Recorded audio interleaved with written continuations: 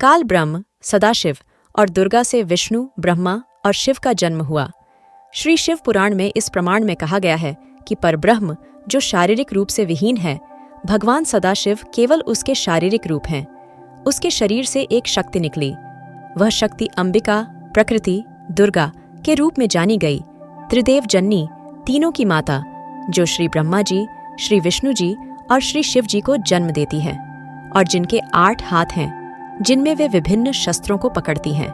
वह जो सदाशिव है, उसे शिव, शंभु और महेश्वर भी कहा जाता है। उसने अपने सभी शरीर के अंगों पर भस्म लगाया। उस काल रूप ब्रह्म ने शिवलोक नामक क्षेत्र बनाया।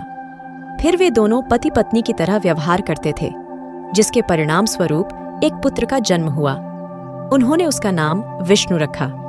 फिर रुद्र संहिता में ब्रह्मा जी ने कहा कि मैं भी उस एकता से जन्मा, अर्थात भगवान सदाशिव, ब्रह्म, काल और प्रकृति, दुर्गा के पति पत्नी क्रिया द्वारा। फिर मैं अचेत हो गया। फिर रुद्र संहिता में यह कहा गया है कि इस प्रकार ब्रह्मा, विष्णु और रुद्र ये तीनों देवता गुण वाले हैं, लेकिन शिव, काल ब्रह्म को गुणों के परे माना गया है। ब्रह्मा और शिव की उत्पत्ति सदाशिव से हुई।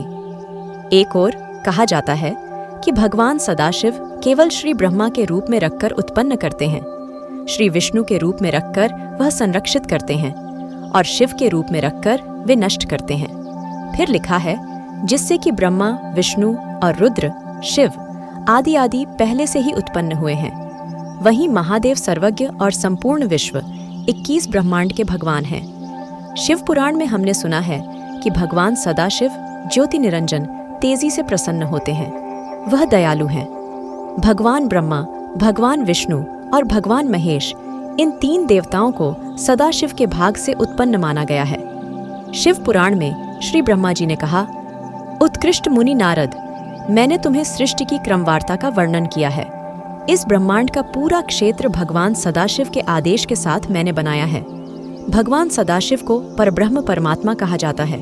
मैं, ब्रह्मा, विष्णु और रुद्र तीनों देवताएं उसका, सदाशिव ब्रह्म, काल हिस्सा माने गए हैं। वह शोभायमान शिवलोक में शिवाय, देवी दुर्गा के साथ सुखपूर्वक बसे रहते हैं।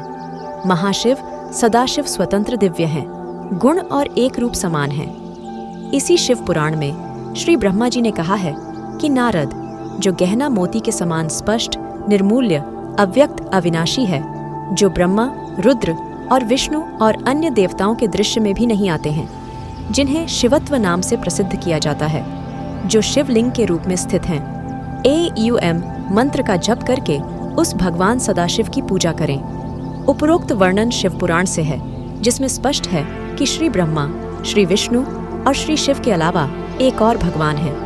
परंतु उस समय के मुनियों को उस अन्य भगवान काल ब्रह्म के बारे में जानकारी नहीं थी। इसलिए कभी कभी उन्होंने ब्रह्मा जी को सृजनकर्ता और कभी विष्णु जी को या फिर शिव जी को सृजनकर्ता माना।